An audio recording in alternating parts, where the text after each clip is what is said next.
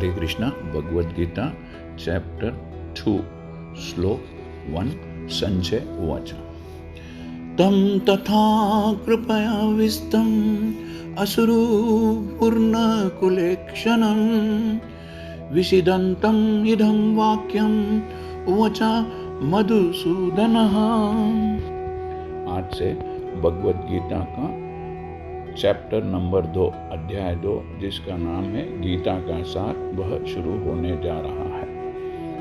पिछले अध्याय में आपने सुना है कि अर्जुन श्री कृष्ण भगवान से विभिन्न तर्क डिफरेंट आर्ग्यूमेंट्स पेश कर अंत में यह निश्चय करते हैं, डिसाइड करते हैं कि वे इस युद्ध में भाग नहीं लेंगे, अर्थात वह ये युद्ध नहीं करेंगे।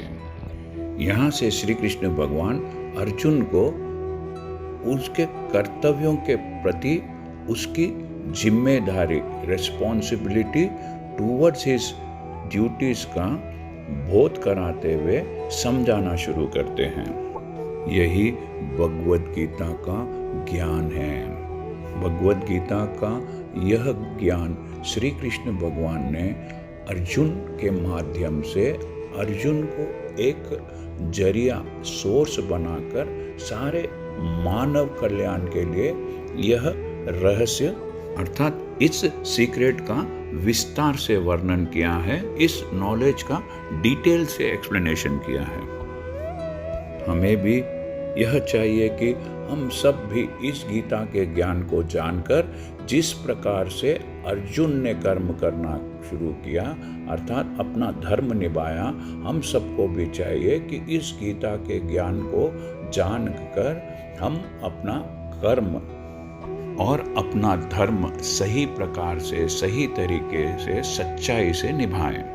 इस श्लोक में संजय धृतराष्ट्र से कह रहे हैं, करुणा से प्रवृत्त, दया भाव से अभिभूत, शोकित, शोक में डूबे, अश्रुपूरित नेत्रों वाले, आंसुओं से भरी हुई आंखों वाले अर्जुन को देखकर मधुसूदन कृष्ण ने यह शब्द कहे। Sanjay said, seeing Arjuna full of sympathy and very sorrowful, with his eyes filled with tears, Madhusudana Krishna spoke the following words. भौतिक पदार्थों के प्रति करुणा, शोक और अश्रु यह सभी असली आत्मा को न जानने का लक्षण है। Sorrow, compassion, lamentation and tears are all signs of ignorance of the real self. शाश्वत आत्मा के प्रति करुणा ही आत्म साक्षात्कार है। Compassion for the eternal soul is actual self realization. इस श्लोक में मधुसूदन शब्द बहुत ही महत्वपूर्ण है। कृष्ण ने मधु नामक असुर का वध किया था और अब अर्जुन चाह रहा है कि कृष्ण उस अज्ञान रूपी असुर का वध करे जिसने उसे कर्तव्य से विमुख कर रखा है। यह कोई नहीं जानता कि करुणा का प्रयोग, दया भाव का प्रयोग कहाँ होना चाहिए। डूबते हुए मनुष्य के वस्त्रों के लिए करुणा करना मूर्खता होगी। अज्ञान सागर में डूबे हुए मनुष्य को केवल उसके बाहरी पहनावे अर्थात स्थूल शरीर की रक्षा करके नहीं बचाया जा सकता है। A man fallen in the ocean of ignorance cannot be saved simply by rescuing his outward clothing, that is the material body. जो इसे नहीं जानता और बाहरी पहनावे के लिए अर्थात शरीर के लिए शोक करता है वह शूद्र कहलाता है, अर्थात वह वृथा ही व्यर्थ में बेकार ही शोक करता है।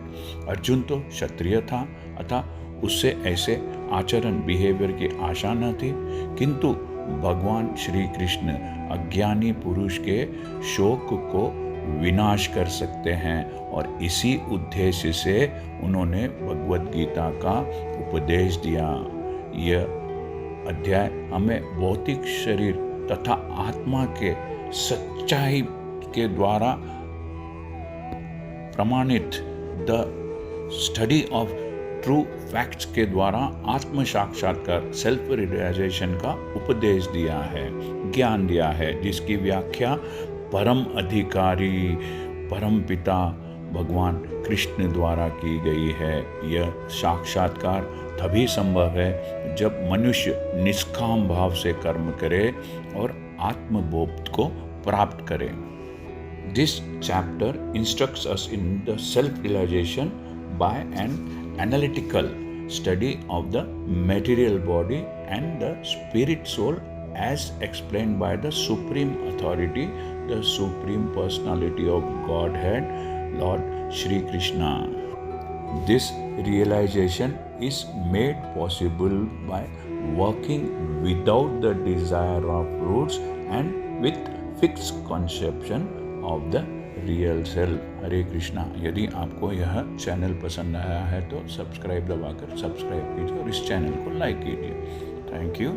हरे कृष्णा।